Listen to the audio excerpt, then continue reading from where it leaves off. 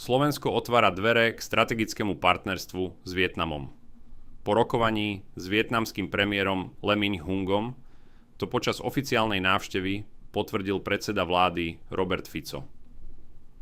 Podľa Fica medzi krajinami neexistujú žiadne otvorené politické spory, čo vytvára ideálne podmienky pre rozvoj ekonomickej spolupráce. Sme krajiny, ktoré sú historicky mimoriadne silne previazané, sme krajiny, ktoré sa môžu sústrediť na pokračovanie vzájomne výhodnej ekonomickej spolupráci, povedal Fico. Kľúčové oblasti spolupráce majú byť najmä jadrová energetika a obranný priemysel. Slovensko chce zohrávať aktívnu úlohu pri budovaní vietnamského jadrového programu aj pri vzdelávaní odborníkov. Vláda Slovenskej republiky berie na vedomie rozhodnutie vlády Vietnamu, že chce ísť cestou výroby elektrickej energie v budúcnosti aj cez výstavbu atómových elektrární, uviedol Fico. Slovensko zároveň vidí príležitosť aj v oblasti zbrojárskeho priemyslu, kde by mohlo dôjsť k výraznému prehlbeniu spolupráce. Vietnam je dnes pre Slovensko najvýznamnejším partnerom v juhovýchodnej Ázii a tretím najväčším obchodným partnerom v celej Ázii. Súčasťou delegácie bola aj rozsiahla podnikateľská misia, ktorú premiér označil za najväčšiu vo svojej kariére.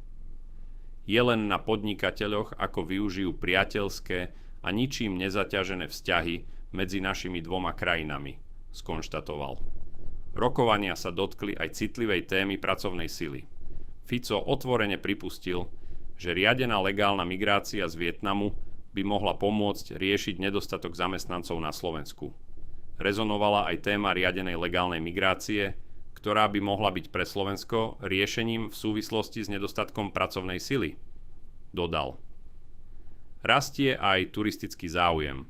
Po zavedení bezvízového styku navštívilo Vietnam viac ako 18 000 Slovákov. Do budúcnosti sa uvažuje aj o priamom leteckom spojení. Významným výsledkom návštevy bolo podpísanie viacerých memoránd o spolupráci, od obrany cez diplomáciu až po jadrovú energetiku. Osobitnú kapitolu tvorí kultúra. Ministerka Martina Šimkovičová podpísala dohodu o spolupráci na roky 2026 až 2030, ktorá má podporiť mobilitu umelcov, rozvoj kreatívneho priemyslu aj ochranu kultúrneho dedičstva. Slovenská delegácia rokovala aj s najvyššími predstaviteľmi Vietnamu, vrátane prezidenta a generálneho tajomníka komunistickej strany To Lam.